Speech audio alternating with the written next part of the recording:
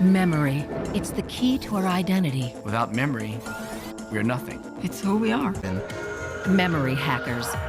Right now.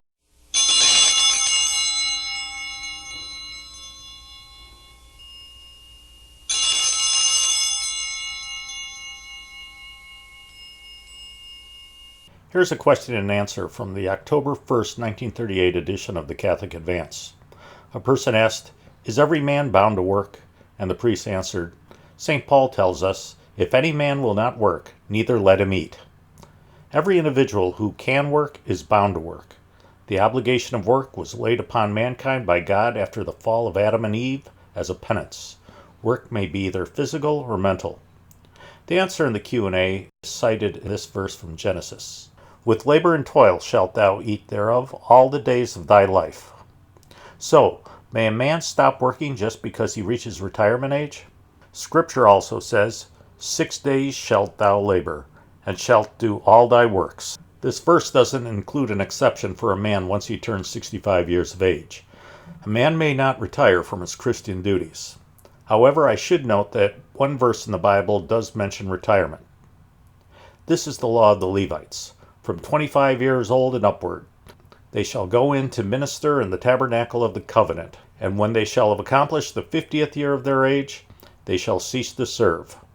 So, this verse is an example of a ceremonial precept from the Old Law, and it says that Levites should retire from ministering the tabernacle of the covenant once they reach 50 years of age. However, St. Thomas Aquinas tells us that while the moral precepts of the Old Law are carried over and are still binding, the judicial and ceremonial precepts are not.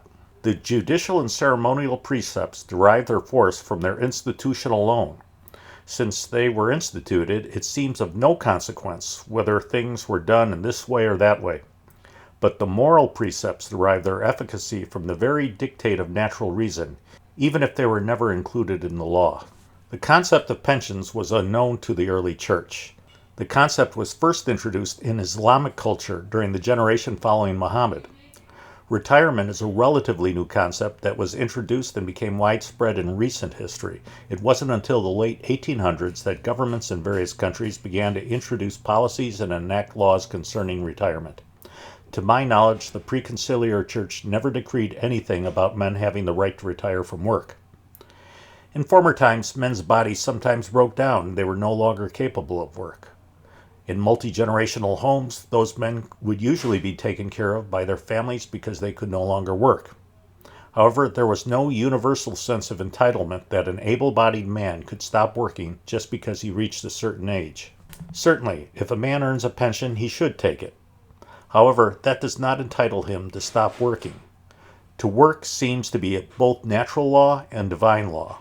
A man must remain industrious. To spend one's latter years devoted to hobbies, traveling, or just puttering around seems to be a waste of time.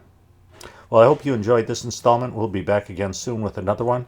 But in the meantime, please pray for the church.